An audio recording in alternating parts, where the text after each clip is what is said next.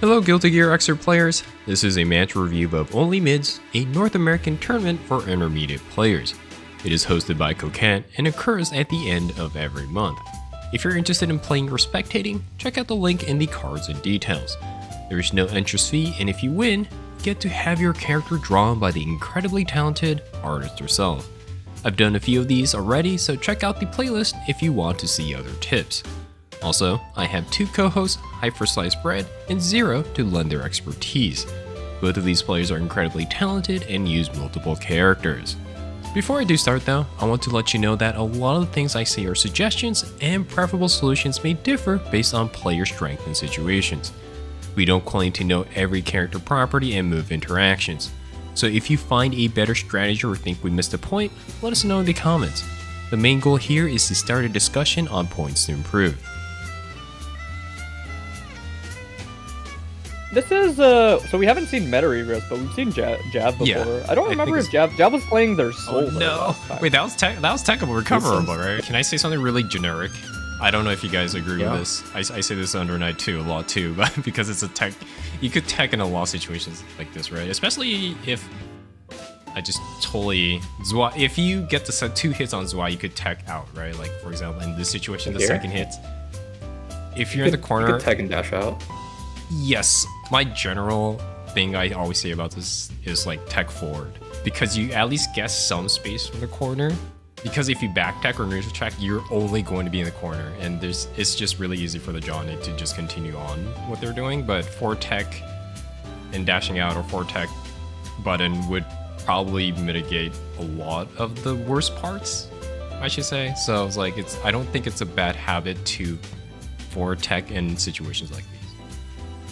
I know, so like, if you're talking matchup specifics or like character specifics, if I'm not mistaken, I think if you do it correctly, Slayer Tech JK is like fully invincible. Like all of the startup, I should say, you know, like so you'll never stuff him out of it. He will always get JK out. Gotcha. So you like at worst trade is what you're saying, right? Essentially, yes. Yeah. It's a really like annoying Slayer thing that most people should be ready for. Check. I do agree, generally speaking, teching forward out of the corner is fine outside of people like throw resetting you if it's somewhere they can. Yeah. Obviously, like you said, he can't throw reset you off of a special move like that. Like he's gonna it's land and do whatever. I will say, if you tech forward and land, I don't even have to check. I'm almost positive you land in Johnny's far slash range. Oh yeah. I'm just saying like right. So it's like that situation is actually not that bad if you were to delay your tech and tech neutral. You'll usually invul through the options he's pressing as you land. So it is a little more case by case than you'd think. But yeah, teching forward is the safest thing overall, but you do have to block after you land. Yeah. I'm not saying it's so free, it's your turn. I'm just saying you're not in the corner in a very predictable situation is what I'm trying to say. Right? Because if you tech backwards, it's very predictable where for the Johnny player to be like, oh, you're going to be in this position at this height. I dropped this combo before, but if it's like somewhat delay tech or forward tech, usually I would vary your like tech situation depending on what Johnny wants to do, right? Like what the Johnny player is doing. So like that you were saying earlier to like delay your tech, that's what I would do usually. Yeah, it's the best option. I do think, and I know that like is right that like fundamentally tech forward, you won't die off of it. Basically, it is the safest overall option. It might not be the most rewarding option, is the way you want to put it. Yeah. I mean, but it is the most safe for sure. It's the general, because why I say that is because at this level, because for me, like when I play you guys, I will do the delay stuff all the time, right? Because it's always a guess on how much I'm delaying, if I'm delaying, yada yada. But I always like this to say, like at this level of play, it's always knowledge check first. Like, do you know like how to deal with this, or do you mess up if I do something that most intermediate players don't do?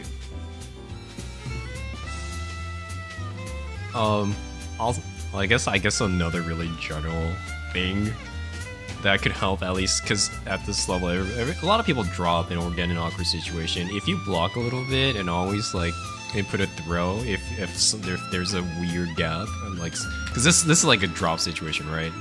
I'm assuming Jeff Tasser wanted like an air dash hit, but didn't they definitely get it. You messed up the Zoe. Yeah, so And that it's like block a little bit and throw is not a bad idea in a lot of these situations. Absolutely. Yeah. That's throws the goat. fundamentals. Yeah. Fundamentals in general is essentially throws are frame 1 in the game. So if somebody is in your throw range and things haven't really happened just yet, you might as well press it. Yeah. Mash throw is guilty gear. Yeah. Yeah. That and it's funny because I learned this way later in the game, but if the strike and throw If they hits come the out same on the time, same frame, the throw's gonna win. wins, Yeah. It gets priority, Yeah, so throws will pretty much be anything at the close range unless it's invincible, like attacks. So I'm not saying mash throw and wake up. I'm talking about blocking and blocking a little bit and throwing is watching like an fuzzy opponent mash. land and throwing is Fuzzy not throw. a bad thing. Yeah, fuzzy throw. Yeah. That's so.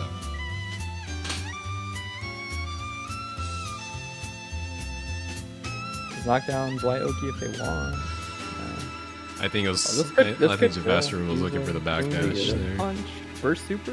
Oh, just burst this super. probably Oh doesn't no, kill. he could have killed. Yeah. Oh, Little off, no. but the lead is pretty We're gonna potent. get to it away again. Oh, you just force Really it. unblockable. This is kind of like passive advice I'll give, like as we're watching the conclusion of this. But sometimes just eat the unblockable. Like not even kidding. Like just eat Yeah, it. it's scaled. It scales a lot. Yeah. And it costs resources to combo in general with Johnny. Costs extra coins. That's why it's like very not recommended to Nice, do yeah. that type of setup early into the set because you're just gutting your meter and stuff. And extra. Yeah, like, it's coins around and- closer for sure. Yeah. But like basically just a passing piece of advice is like if you have like 60-70% of your health and for whatever reason they're doing an unblockable, I'll usually just eat it and try to mash out. If I'm lucky, I'll mash out. And if I'm not, then whatever. As long as the misfinder is what opened you up specifically, the combo will scale a lot.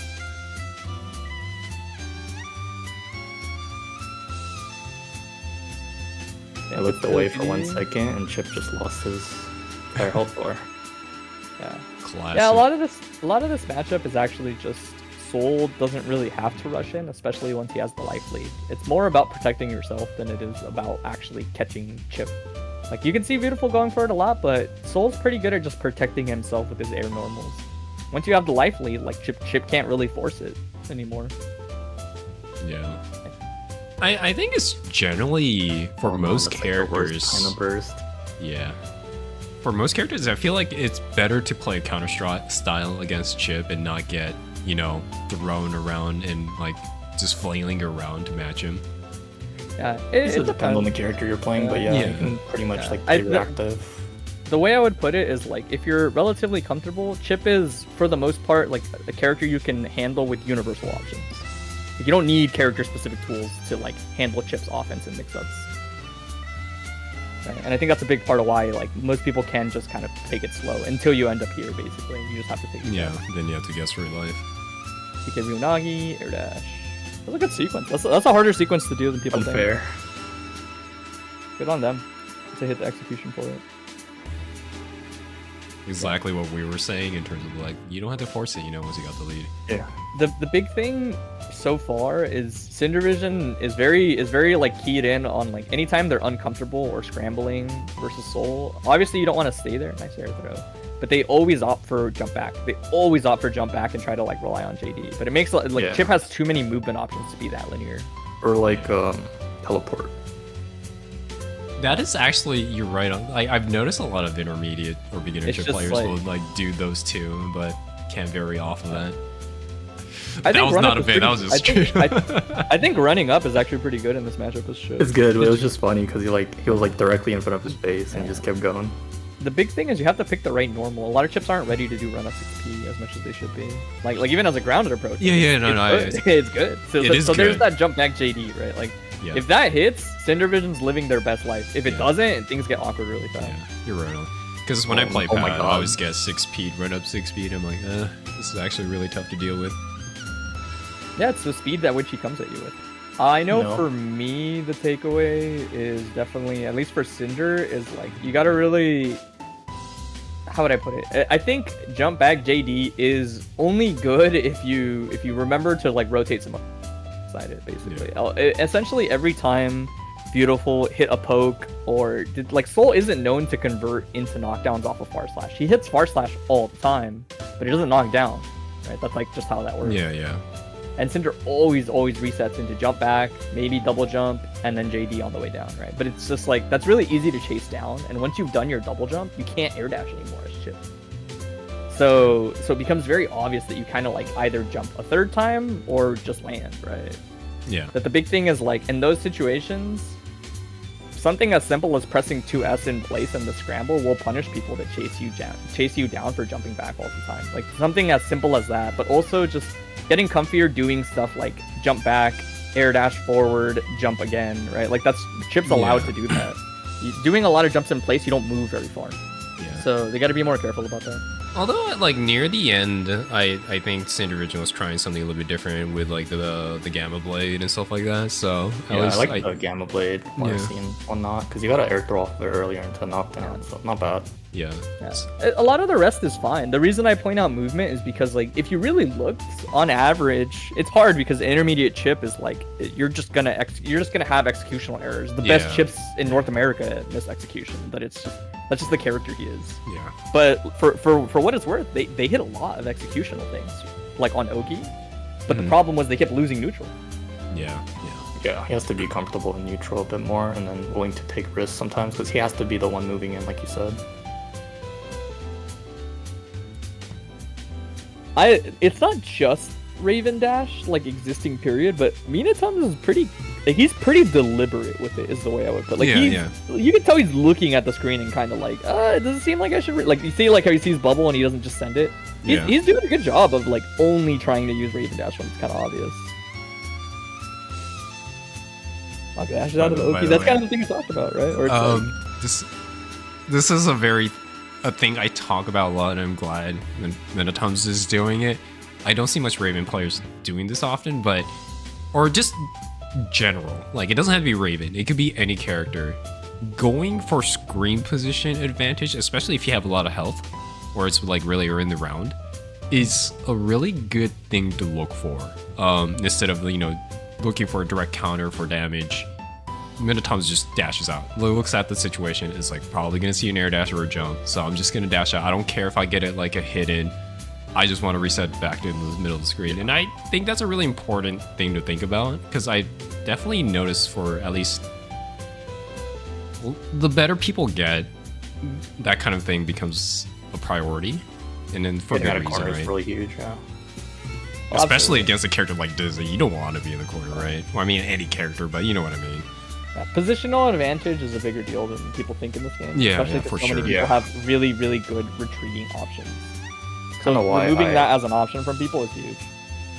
Yeah, I would say like a lot of people need to get better at getting out of corner, dash jumping out or something. Yeah, like not forcing a counter hit, right? Like, you don't have to look for that hit. Just get out. Don't make it neutral. Try to like fight their way out and just like die. Yeah, exactly.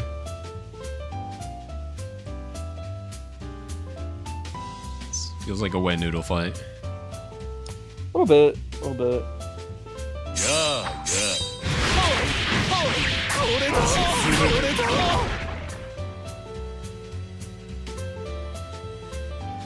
I will say, obviously, like, resident Answer player here. On paper, I think this is nice for Answer, but it's also worth noting Answer is really clunky at the beginning. He's not a very intuitive character, so matchups might not matter that much as good air throw. I would say it's gonna be nice confirm. Damn. Oh, really nice. He knows the cancel loop. Yeah, super nice confirm. A lot of this is so far like a lot of just clean understanding of like Schleet just knows how Kum works, honestly. Right, good Oki so far. I feel like he just knows what he's doing. Like he'll play really slow and back and defensive when he has like a lead. Kum's the kind of character where like you see it as well as I do, where if like as long as you have some pretty solid combos and some pretty solid Oki, you're gonna start like really hurting people really fast. She scales really quickly. The faster you can kind of master a lot of that stuff, and Schleet looks a lot more comfortable than Kumi so far. Nice, yeah, bit of an awkward hit, yeah. So these are kind of the situations, right? Like even they're not being ready for the card hit. Answer is really demanding to keep up with. Good challenge from the 6H. In terms of like reacting right to the situation. Yeah, I mean a lot of his confirms right are dependent on sort of like if you have the card out, if you hit the scroll a specific way, right? Yeah. Nice anti-air. Yeah, he doesn't have like proper access to knockdowns on specific hits, and he needs like meter to convert, right? So Yeah, that's like a pretty common thing. I usually call him a bit of like, he's a setup character, right? So he's just, a lot of his things, like now he's set up, right? But if you're not ready, it can be really tricky. Good stuff on Sleet, really like boxing out Gummy. It definitely does feel like a character with a lot of variance in situation, just even purely from the scroll and card location, right? So Yeah, it is ultimately a lot more, it's a lot more straightforward than people think, but it's really overwhelming at the beginning. Nice pickup off the throw. Yeah, I mean like Sleet just showing really good understanding of Kumoki, man, which is tough, right? Like this is an Oki game, dude. Like if you have good Oki, like it's gonna look like this. ugh. You know, the whiff overhead to the low always gets me. They all, I mean, if you haven't looked at Kum's animations enough, ooh, nice gets the hit. They all look the same. Yeah, right? They all feels like they all just look like the same. Yeah. Nice gets For the YOLO sure. Grandpa Viper. Those yeah, two that was quick just ones. like a clean round by Sheet. Yeah, Sleet. I think Sleet just clean display of offense, really. Just very clean display of offense. And sometimes early on, that's just the difference maker, really. It definitely feels like Gummy's still trying to get like the basics down, it feels like. Yeah, like I said at the beginning, it can get a little awkward. If I was to give like any advice to Gummy, it would probably be kind of just like getting a good feel for, like, more specifically, I mean, the most immediate tool at your disposal is always like card wire C. You really want to just practice using card wire C. If you can kind of like, if you're already comfortable with like the concept of frame traps, it's just a free frame trap basically. It's free pressure. It can set up some pretty good strike throw situations.